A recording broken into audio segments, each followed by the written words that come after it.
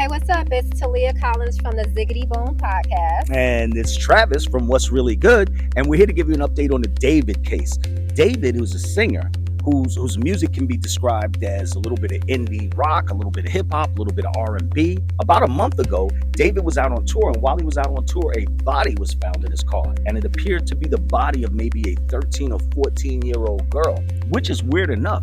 But the really weird part about the case is that this case is out of LA County, and there hasn't been any arrest yet, which is really weird to me. Yes, and for those of you who don't know, David is a singer who became known through TikTok. He initially was a gamer, and from an interview I watched with him, he was playing music on his games and constantly getting flagged for the music. So him being a musician himself, he decided to start promoting and putting out his own music, which became viral, that blew him up, and he ended up getting a record deal. But most importantly, David is 20 years old. The victim found in his car was 13, 14 years old, which one brings in the synopsis of him dealing with an underage minor allegedly, but now her being found deceased in the car has become a big story. But most importantly, we've noticed that the story has seemed to kind of go quiet in regards to the public.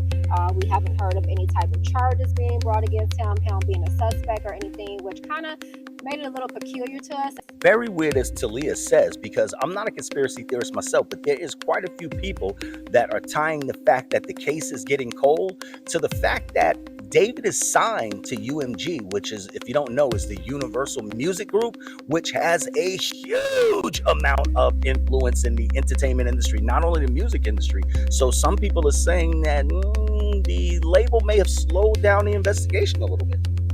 Well, allegedly, we can't exactly say, but it does seem a little suspicious that something of this nature, that it's gone quiet and we haven't heard of any type of charges being brought against anyone. It's very suspect.